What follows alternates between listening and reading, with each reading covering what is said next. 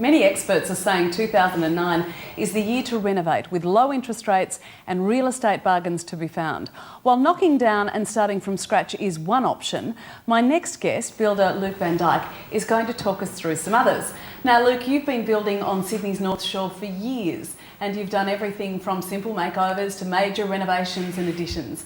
Why don't you tell us about this great place in Collaroy that you did? Fantastic place in Collaroy. It actually was, we first built and designed in the 1960s, but they hit the nail on the head with this. They've done a fantastic job. They've got the aspect right, the window placement right, everything about the house is outstanding. It flows, it feels really nice. So when we did this renovation, we basically didn't want to change the layout at all, but we stripped it back to a bare shell. The whole external of the house, the cladding, has been taken off, redone. When we did that, we replaced all the windows, thicker glass, aluminium windows in there, so it holds up to the elements a lot better. We put insulation. Before it was just our old asbestos sheeting, but in regards to that, they had no insulation. So heating and cooling was a bit of an issue. So now we put R2.5 bats in there, sarking on there, and then recladded it. So we've got a really energy efficient house now.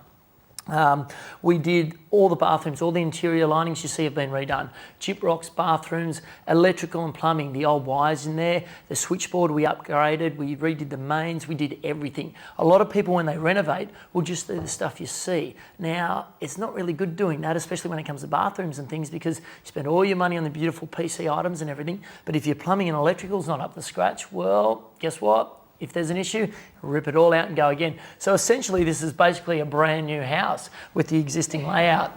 Much more than a facelift. It turned out really brilliantly. Now, you've been recently presenting at the HIA trade shows. That's correct. You've had lots of questions from people about bathrooms and renovations and all those. Certainly did. Heaps about bathrooms and kitchens. I mean, they're the two main, the kitchen's the hub of the house, if you like, and the bathroom, you know, that's a very important thing. There are two rooms that are renovated the most, and they're the most expensive to renovate as well. So you've got to get it right. Now, with bathrooms, I found a lot of people were renovating, a lot of water damage. Now, this is a big issue, number one issue, water damage. So when you renovate your bathroom, make sure you research your materials and you use fully licensed waterproofers that give you a certificate and tradespeople. A lot of questions we were asked was, you know, I've got water leaking through the floor or into the next room.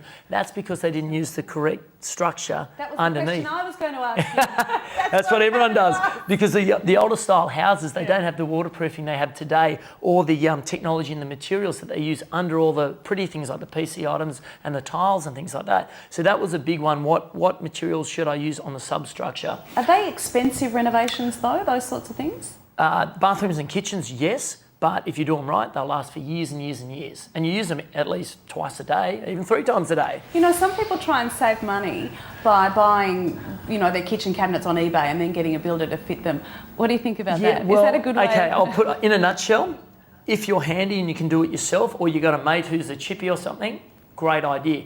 If you're paying a fully qualified builder to do it, odds on it's not going to fit properly. We're going to have to custom make it. We're going to have to add to it or change it, get new bench tops and things like that. So if you're really, really handy yourself and the kitchen almost fits, yes. Otherwise, not at all. Go from scratch. Thanks, Luke.